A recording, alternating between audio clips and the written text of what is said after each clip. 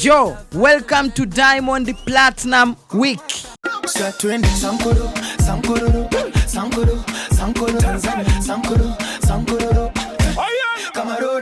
Hii ni wiki ya Diamond. Yaani kwa kile ambacho wamekifanya jana, nafikiri mimi binafsi nitamuongelea hii wiki nzima. Yaani kuendelea kuwakumbusha ndugu zangu, kwa sababu binadamu tumeumbiwa kusahau. Sasa watu wengine nikiwa kwenye content ambazo nimezifanya hapo nyuma, wana comment, "Oh, show ilikuwa show ya kwake, siji show yenyewe ya kawaida." Sawa, mimi nakubali. Hata kama show ya kawaida ni show ndogo, lakini hata vitabu vya dini venyewe vimetuagiza na kusema kuwa shukuruni hata kwa hicho kidogo mlicho nacho. Huenda mkija kupata kitu kikubwa mtashindwa kushukuru. Sasa mimi kiukweli, kwa kile ambacho amekifanya msanii wetu siku ya jana, kuperform kwenye ukumbi ambao ulikuwa umejaza zaidi ya watu 80,000, kwangu mimi ni kitu ambacho nyie hata kama mkikichukulia kidogo, kwangu mimi lazima nifurahi, kwa sababu ni msanii ambaye kimsingi anazidi kuiheshimisha burudani au industry ya entertainment Afrika nzima. Kwa sababu imagine Fally Ipupa ana urafiki na wasanii wa Afrika wangapi? Ni wengi sana. Lakini kwa nini amemuita Diamond? Kwa sababu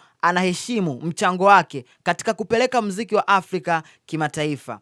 Lakini pia hiyo moja, mbili, msanii Diamond Platinum anatokea taifa ambalo ndo kitovu cha muziki wa Afrika Mashariki, Tanzania.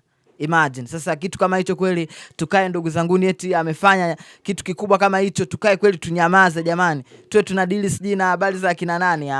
Haiwezi ikawa hivyo. Lazima tufurahie, lazima tuone kuwa kitu ambacho amekifanya msanii wetu ni kikubwa. Na sisi kama watu ambao tunapenda na tunafuatilia burudani na entertainment kwa ujumla, we are so excited kwa kile ambacho amekifanya siku ya jana kwenye ukumbi au uwanja wa Stade de France, Paris, Ufaransa. Zaidi ya watu 80,000 wameimba, wamefurahi, na kile ambacho kimefanyika pale imeandikwa historia na msanii wetu kutokea Tanzania. Sawa, alipanda kama guest performer, ni show ambayo alialikwa na Fally Ipupa, ilikuwa sio ya kwake, it's fine, but mimi nimefurahi sana. Habari mnayo?